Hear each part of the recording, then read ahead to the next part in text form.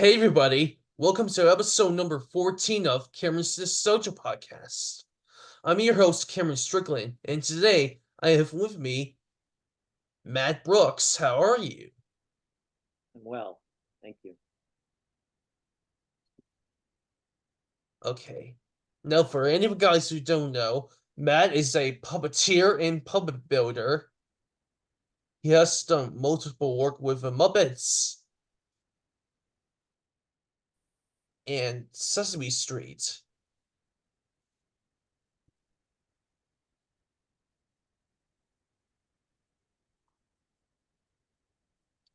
Yes, that's right. I've worked for the Muppets for many years. I would say on and off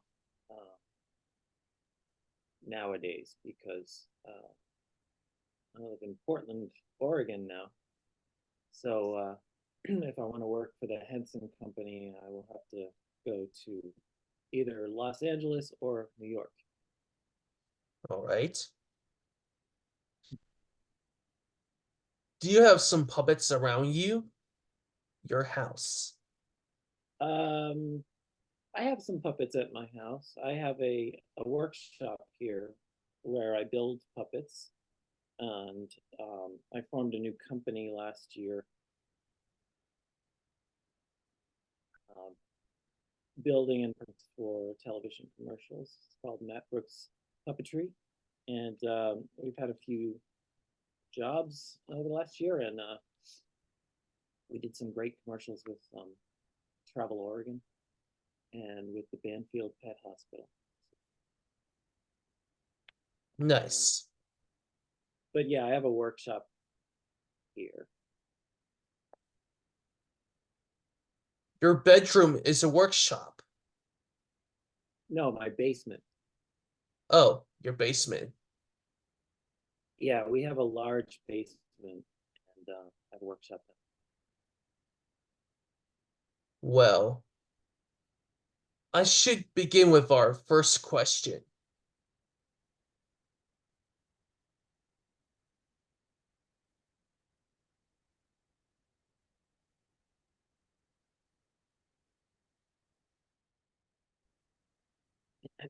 Okay, go ahead. How did you get interested in puppetry? Hmm. Um, I came at it from an interest in stop motion animation as a child. Um, I was very much drawn to stop motion animation when I was very young, 8, 9 years old. And I was inspired to go down into the family basement and make some claymation movies.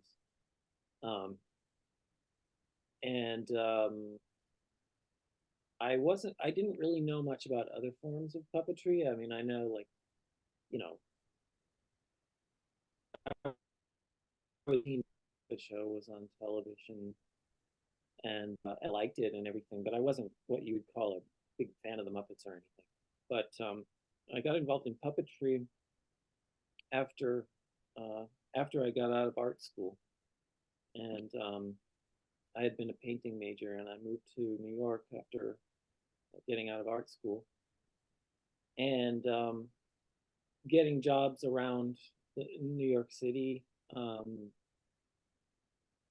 you know, uh,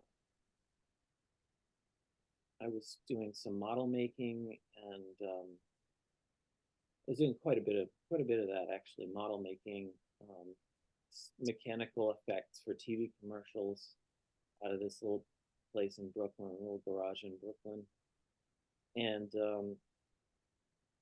then I got uh, a job with a Julie Taymor project with Michael Curry, in 1992, and we made a bunch of puppets for that. So I had made some puppets professionally when I sent out my resume to a bunch of places looking for a job, and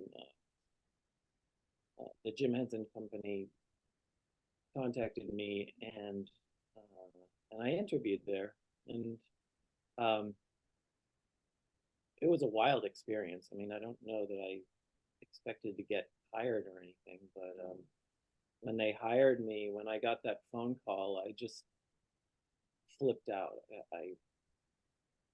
I was so excited. I couldn't even believe it. And Right. so I started working at the Jim Henson Company, and that was in 1993. Um, they had hired me to start Muppets for the Muppet Treasure Island, um, and so it's been a relationship ever since then, since 1993. I still am in communication with them. I still work there from time to time. Many of my best friends work there. Um, but several years ago, well, you asked me how I got interested in puppetry. So that's basically how it happened. I got a job with the Muppets, and as I was building puppets, I would inevitably start playing with them and talking and uh, manipulating the puppets. And as I was working there over the years, I met some people who had done puppet theater. Uh, and one of those guys was called Ronnie, and he had done a lot of theater puppetry down in Atlanta. And I had another friend called Eric Engelhard who worked at the Muppet Shop, and the three of us kind of started doing evenings of puppetry around New York, and we kind of hooked up with a couple of our other friends and had this group called the Puppet Lodge, and we did a lot of puppet theater around New York in the late '90s, and that's how I got involved in puppetry as opposed to just puppet building. Um, and yeah, so then that just kind of went from there. As since I had a puppeteer, I was then presented with an opportunity to be a puppeteer on a TV show called The Book of Pooh, and so that was the first time I was actually a TV puppeteer. I did some other stints with some other stuff, Bear in the Big Blue House, Crank Yankers. Um, uh, but yeah, um, so theater and TV puppetry. And then several years ago, I left New York and I came out here to Portland, Oregon to work in stop motion. Nice. So, what was your first on camera debut? My first camera debut. Um, geez. Well, it was we videotaped one of my puppet shows that we used to do in in New York in the East Village. It was a thing. It was a puppet show with a Colonel Sanders puppet. Um, but I don't know that it was ever shown on TV. My first credit on TV would probably be the. Actually, it was. You know what? Now that I'm thinking of it, it was Muppets Tonight in 1995. All right. The first time. They needed some extra people. Brian Henson asked if anybody wanted to give it a try. So I pitched in.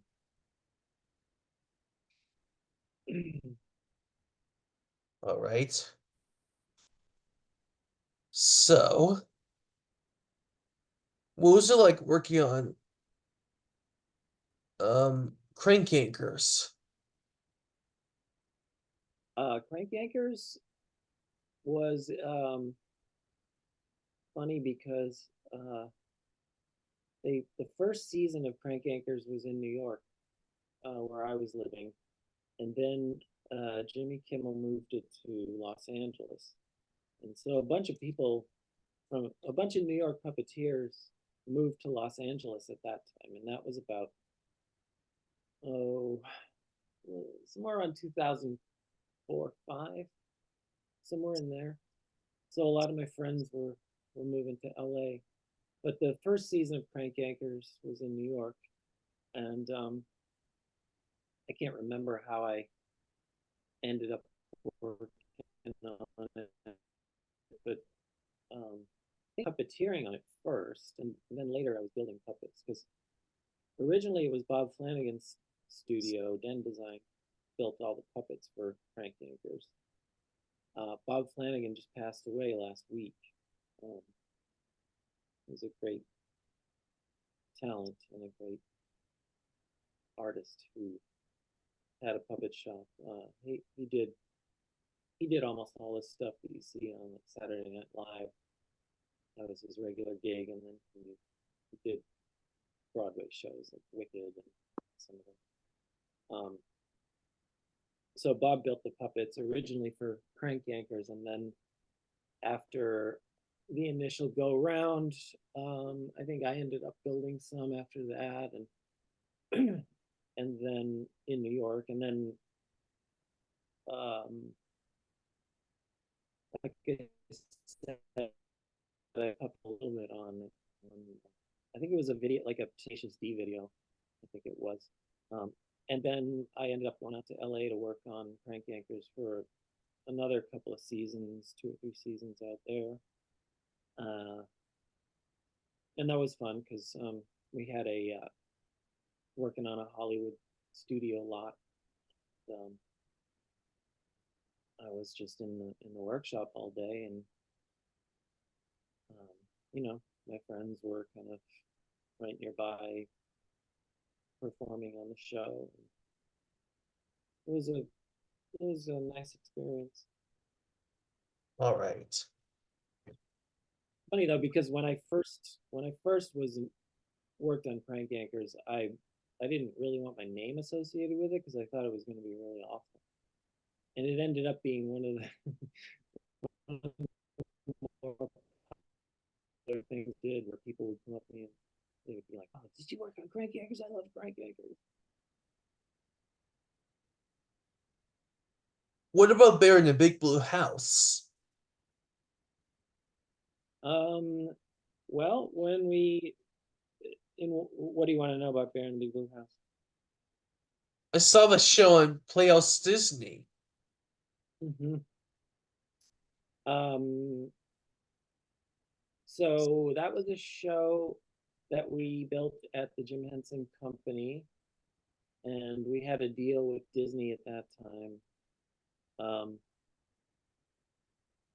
And we had a producer called Mitchell Kriegman who produced Bear in the Big Blue House, and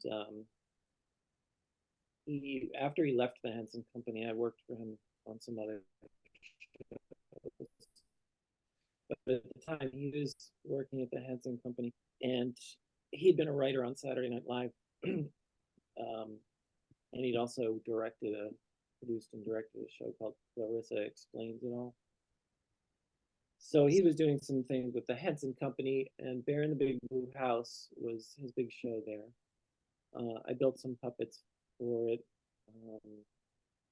I built Trilo. I'm sure I built some other ones, but I don't really remember. But I also did some puppeteering on the show. They were shooting it. I remember when I was helping out on the show.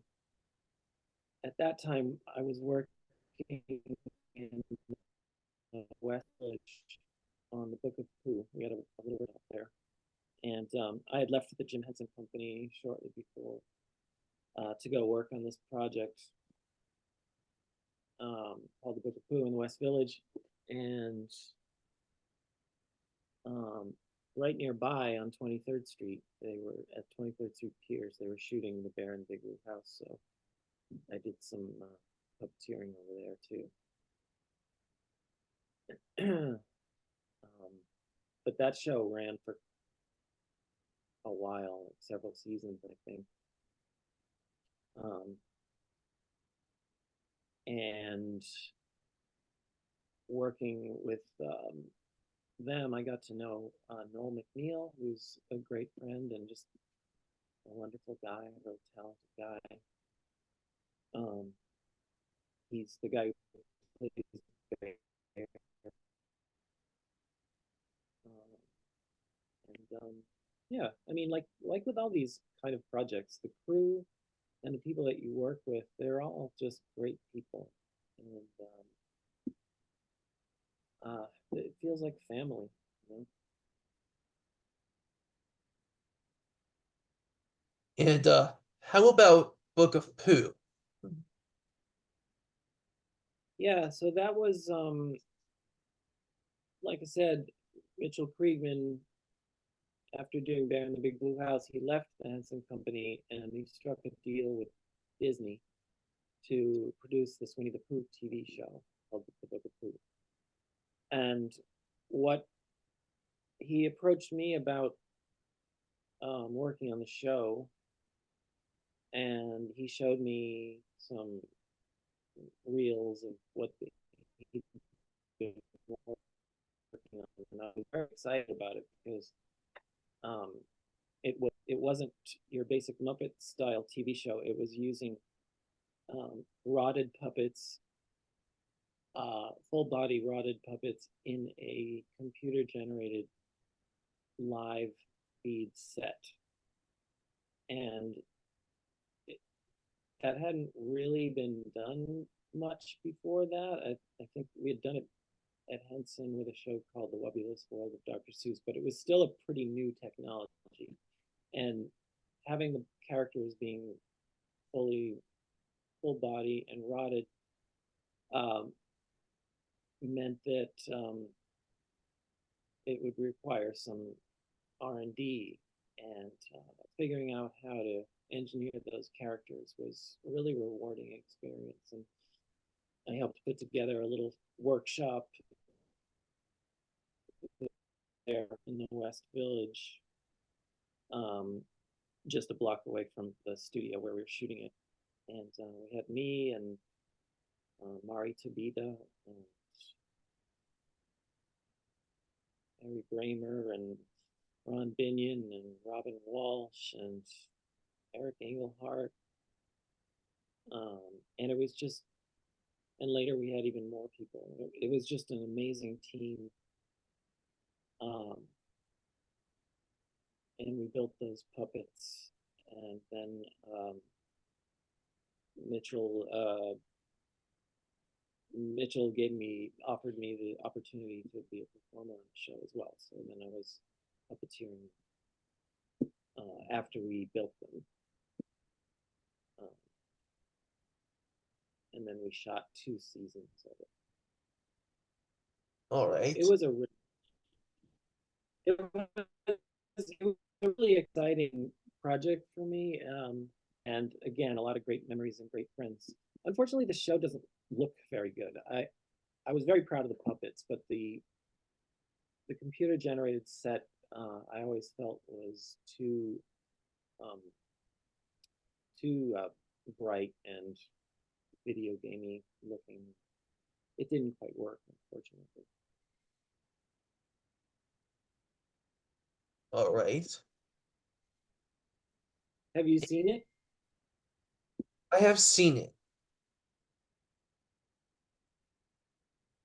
And Eric Engelhart was a puppeteer and puppet builder for Doodles on Diddy Doodleworks. Yeah. Yeah, so Eric was a close friend of mine. And I don't know if I can tell this story without getting emotional, but Eric, I worked with him for many years, at Henson, and also just doing our own little puppet shows around town. Um, and he ended up getting sick, and he had um, lung cancer. He didn't know it though, and he was in the middle of this. He was building for Diddy Doodles. He was building a crayon and this other kind of monstery character. I don't remember exactly what it was, but he had these two puppets he was building, and he was getting really sick, and he was coughing. Eventually, he had to go in the hospital, and he died very quickly. But one of the last things that he asked me is if I would finish these puppets he was working on.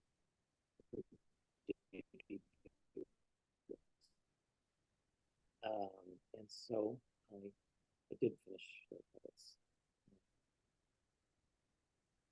And his name is Zibby the Quirk. Zippy, yeah, Zippy. That's right. I used to have photographs of them, when I was working on, because I was living in New York, and my puppet shop was basically in my bedroom in New York. Well, I had a separate room that was like the workshop with carpentry, wood tools, and that. But then whatever room was handy would become the workshop. So I finished Zippy and Doodles there at my apartment. And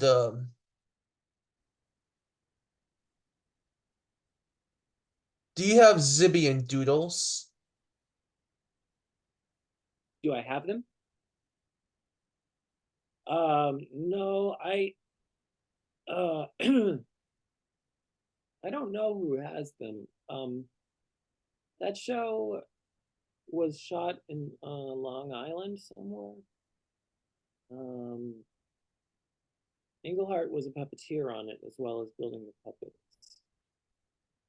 Um, and I think James Godwin also, and Tyler Bunch maybe.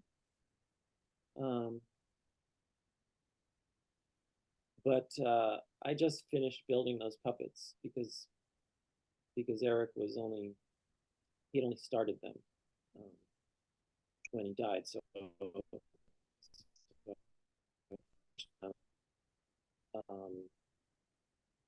and then off to the studio they went. But that was the last I saw of them. All right. What about Muppets Tonight? That was another great project. I had been I'd been working at Henson just for a couple of years, maybe 2 years, when they started talking about a new Muppet Show reboot that they were going to do with ABC Network. And so we were all in the workshop. We were very excited about it. It's not a big group of people at that time. It was maybe, I don't know, in the whole building, it was maybe like 40 people, something like that. And the builders, there was a handful, maybe 8 or 10, I don't know.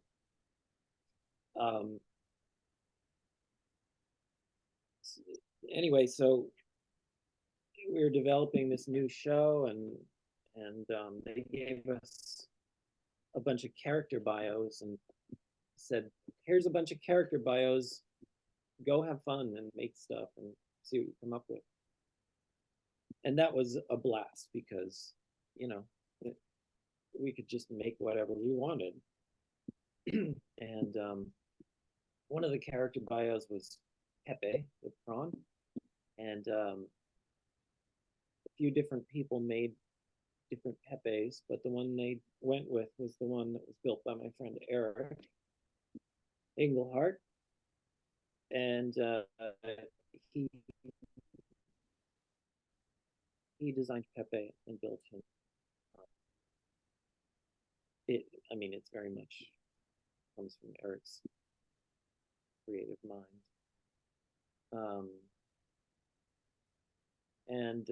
But the amazing thing was that they asked me if I wanted to go out to Los Angeles and work on the show as a puppet builder. Put up a shop there and work on the show. And I had never traveled for work. Nobody had ever sent me anywhere, so it was a really exciting adventure. And I was young, and I really liked LA, and we got to meet a lot of movie stars because every episode of Muppet Night would have some celebrity hosting, be celebrities doing cameos and bits, and they would all come through the workshop and see where the puppets were built and maybe get fitted for a costume in the costume area. And then, we were just on a lot with in the next building over where they were shooting it. So that was a couple of years I was out there doing that. And that was one of the high points of my career, I would say. I really enjoyed it. It was really fun, and very creative atmosphere. And kind of, they'd come in with a script and say, "We need you to build 12 punk rock potatoes by tomorrow." And I would just go to town and I would make 12 punk rock potatoes. Things like that. So there again, the show didn't do as well as it might have because Disney, Henson had made a deal with ABC to do Muppets Tonight, and shortly after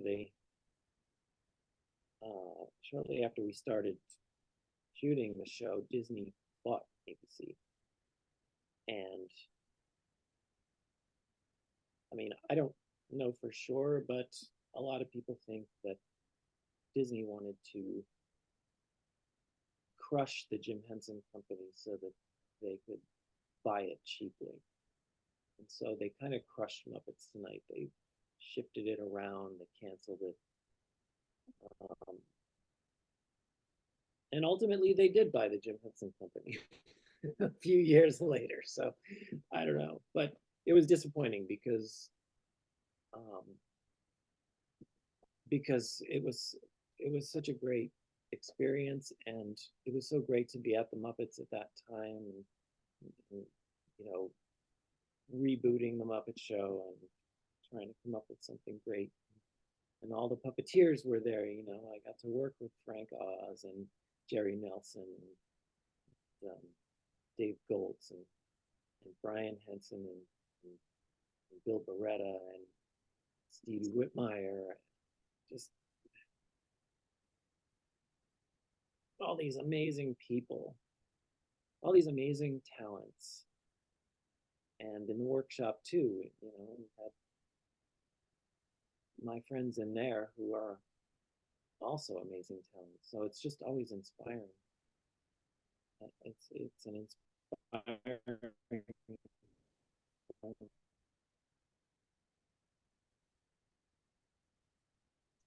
You have worked on 3 films. I think I've worked on a lot more than that.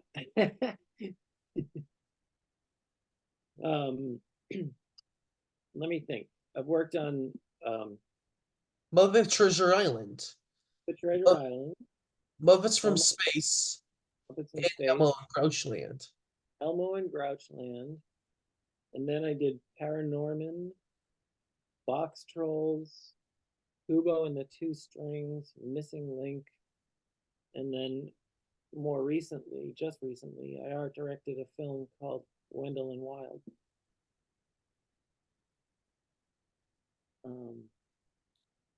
So I don't know how many that is, but it's a bunch. All right. You have worked on Blue's Clues Blues Room. Oh yeah, I forgot about that. How do you know that? Blues Room. Yeah, that was another one that I built in my apartment. Um, I think Tim Lagasse worked on that. Did Tim Marciero or yeah, yeah, I built a couple of puppets for that in my apartment in New York.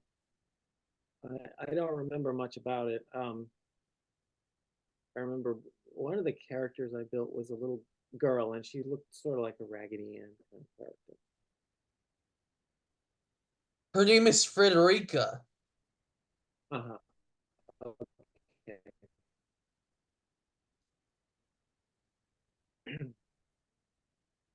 Yeah, I remember building Frederica, but um, I think I also built one or two others, but I don't remember.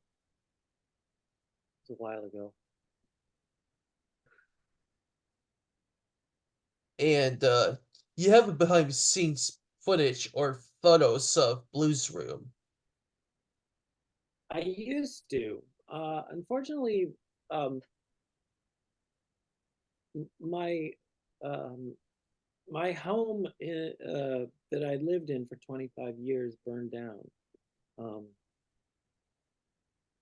I had this apartment in the East Village in New York. And I'd lived there since 1989, and it exploded. There was a gas explosion, and it burned down. It exploded, and then it burned down. And so uh, I lost everything. Well, most everything. Um, and why? Wait, why am I talking about this? What was the question again? Um,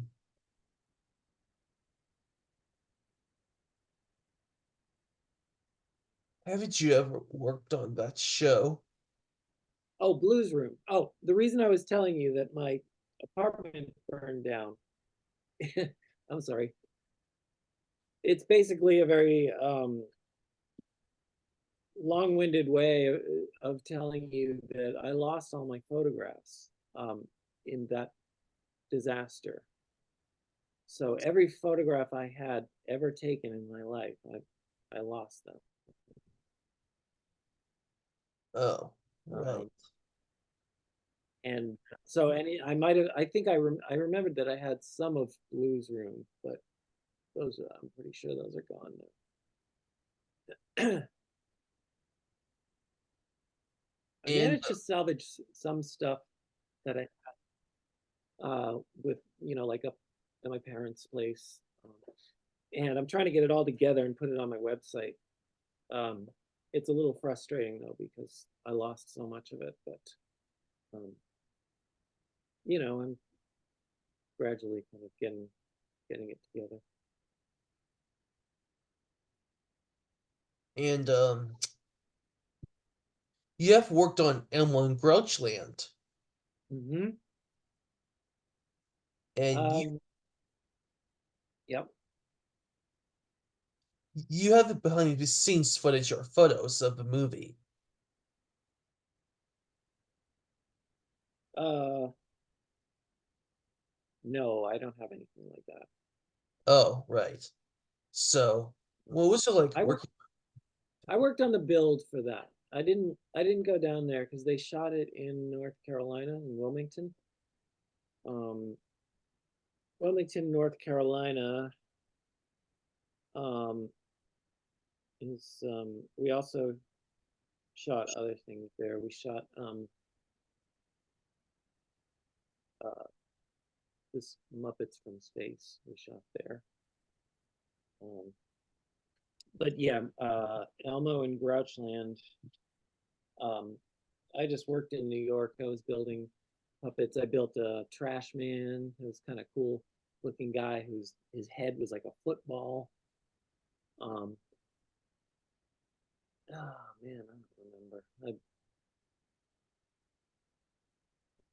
must have built some couches probably. But the track guy is the one I remember, and I remember having to make a bunch of garbage bag puppets. So I was literally taking garbage bags and kind of, you know, making them talk. And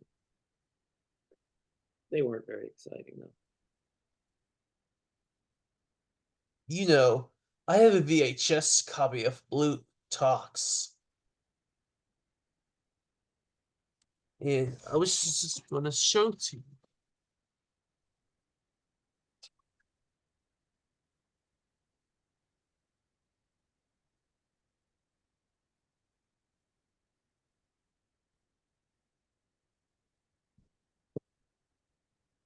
This is one that you built. Yeah. Yep. Mm-hmm. That's right. Yep.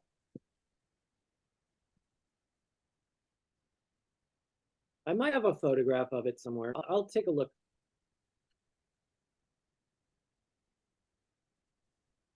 If I find something, I'll scan it and I'll send it to you. Because there's a few pictures that are somehow or other escaped the fire. I had some stuff out here in Oregon too.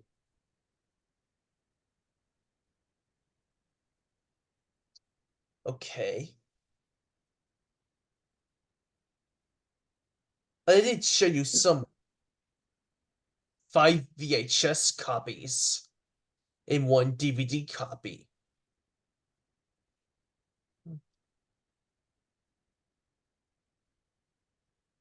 Oh yeah, look at that. Yeah. I built Black Dog the pirate. Um, he was a fun puppet. Um, he had a great tricorn hat, beautiful hat that I think oh, I shouldn't guess who made it. If I don't know. But I made a bunch of singing skulls. And I remember those skulls because I remember that's when I met Ron Binion, who is now a good friend of mine, has been for many, many years. Because we needed a lot of skulls, and I had done one at least, and so the manager at the shop, Tim Miller, he asked Ron Binion, the new guy, to help me make these skulls. So I remember the first time meeting him, I was at the belt sander and I had these rough foam sculpts, and I was belt sanding because you use belt sander to smooth, make it smooth when you're carving the foam. And I remember showing Ron how to do it.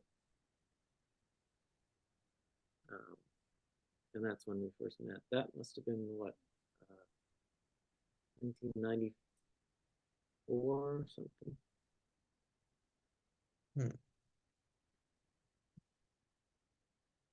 It took a long time to make Treasure Island because we started and then we stopped and then we started again. um, Hmm.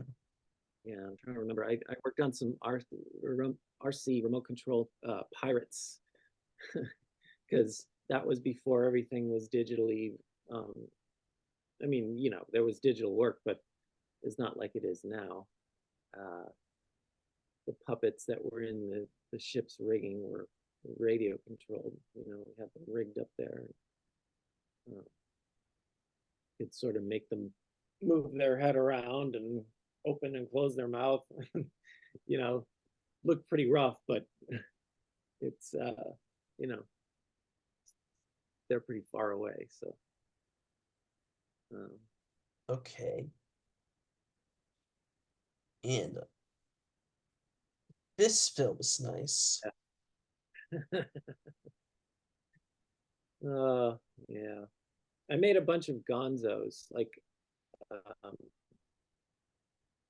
they wanted uh, they wanted gonzo's family or like other types of gonzos, and so I just carved a bunch of them um, that looked sort of like gonzo, but either maybe they had a bigger head or a bigger nose or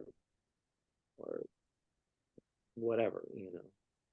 Um, so I made half a dozen of those. Um, I worked on the set on that one too, so we just kind of went with whatever Brian Henson could think up. He came in one night and he said, "I want you to make a cosmic space fish." Like, okay, and that's about all he would tell me. Like, I tried to get him to describe what he wanted, but he just all he kept saying was, it's a cosmic space fish. Okay. So Mary Grimmer and I built those.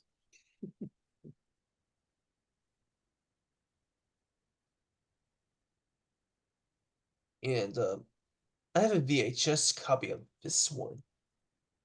Oh yeah.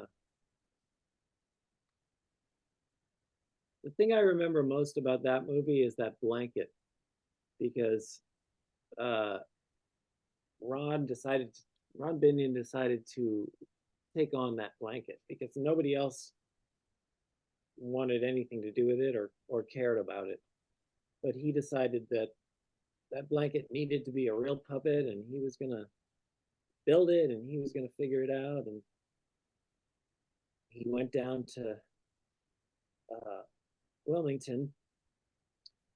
I think his car died along the way, but he eventually got out there, and he uh, he did end up working on the set and puppeteering the blanket. Um, and that's what I remember most about Muppets and or Elmo and Grouchland. Okay. And I have a copy of the Book of Pooh. Mm-hmm. Yes.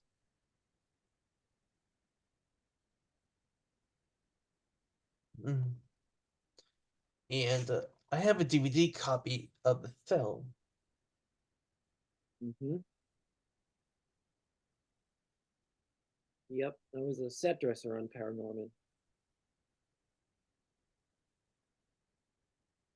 Okay. So you have some puppets in your basement.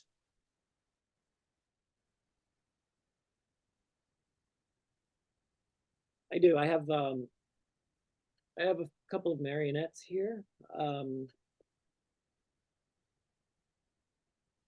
Shortly after the Book of Pooh in the early 2000s, like 2003, I met a string performer from Germany called Albrecht Roser, and I studied with him for several years, building and performing marionettes. And I have one or two of those. Some of them were destroyed in the fire, but I have at least one here. And I have this kind of weird fish guy that I built, this piranha. Um, and I have odds and ends from Wendell and Wild because Henry Selick indulged me in a lot of my ideas to incorporate puppets into that movie, and I ended up building um, some some puppets that ended up in my basement here.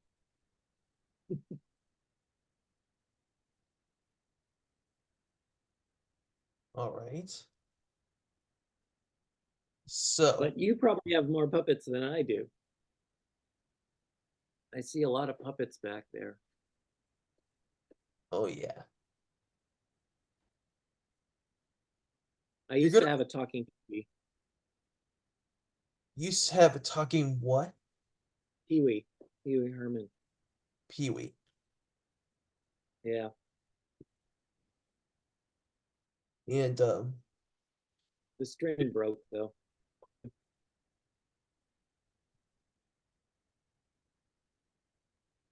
you're gonna bring some hand puppets to show me. What's that? You want me to show you puppets? Yes. Well, I don't really have anything right here. I'd have to go down in the basement, and I need to go in a few minutes, actually. Do you have a lot of more questions?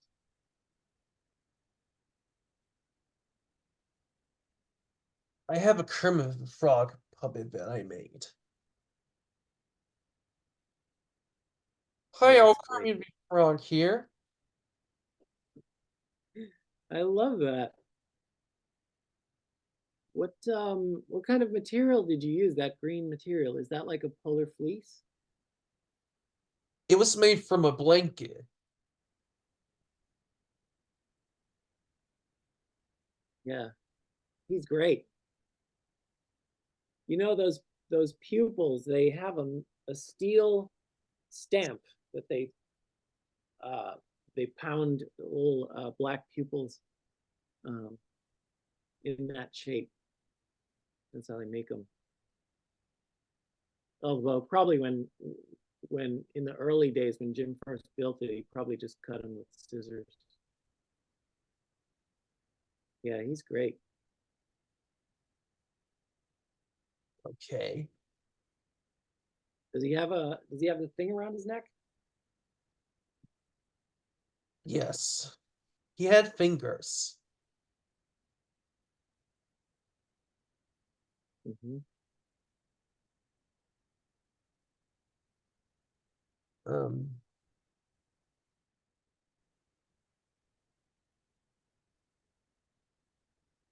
you had to show me But some. and What? you want me to show you something?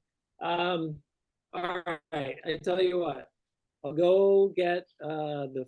You want to see the piranha puppet? Yes. All right. I'll go get that. But it's 5:54 and I need to leave at 6, so I only have 6 minutes. I'll be right back.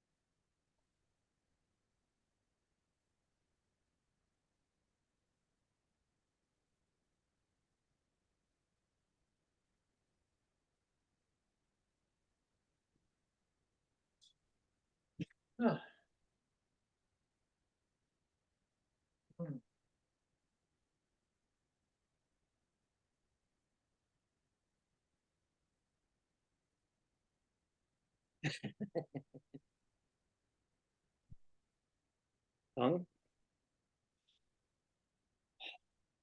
So this guy I built. Oh, let's think. I built him right around the time my apartment burned down. So that was 2015. So then I'm going on 9 years ago. Um, I still think of that as very recently though. And I built him, and then he got burned in the fire. So then I built him again. So he's been built twice now.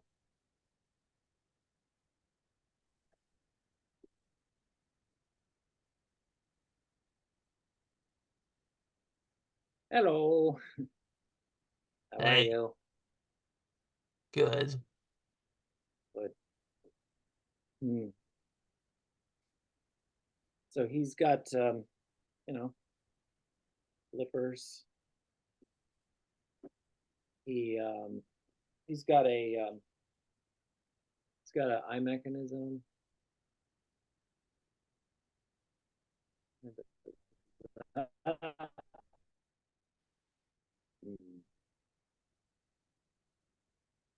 Shifty, a little bit shifty. Yeah. So, what do you want to know? Hmm? You're from a what film? I'm not from any film. He's just somebody I made. I wanted to do I wanted to do a little show with him, but I haven't gotten around to it yet.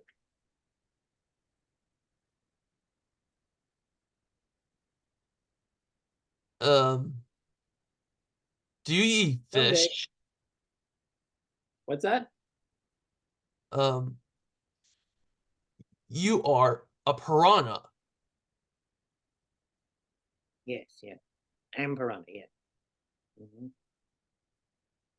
and I saw a Dumb Ways to Die music video called it was using private parts as piranha bait. Oh, no, no, no, no, no. That's very disrespectful. Very disrespectful. Gross. Also, gross.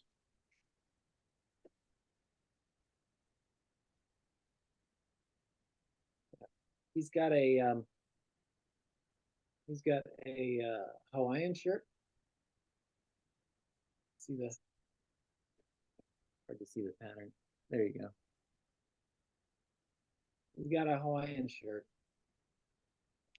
I I built this puppet and it was sitting on my desk.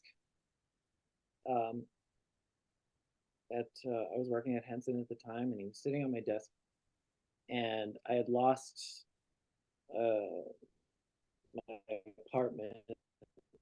So I was feeling pretty low, and my friend felt badly for me.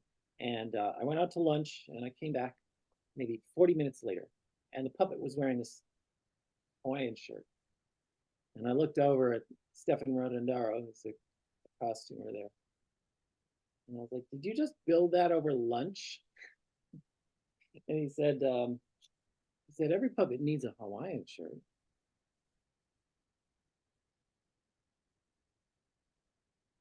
Well, Hmm. um,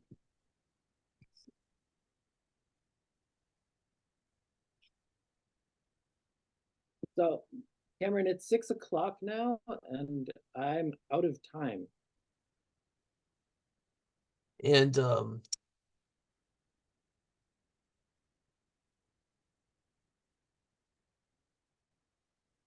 okay.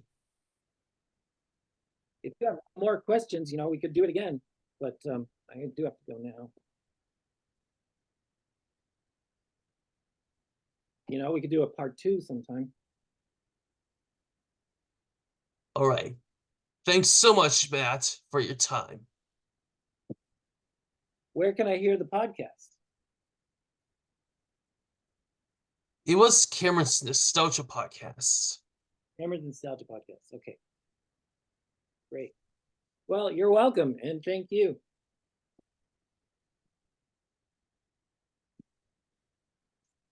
Okay. And thanks so much, Matt, for your time.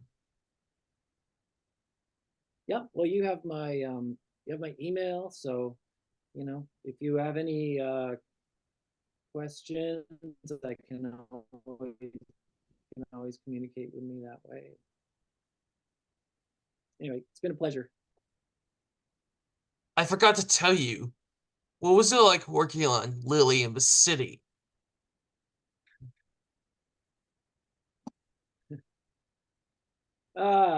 Living in the city. That's got to be in part two, Cameron. Oh, okay. I got a lot to say. We'll have to cover that another time.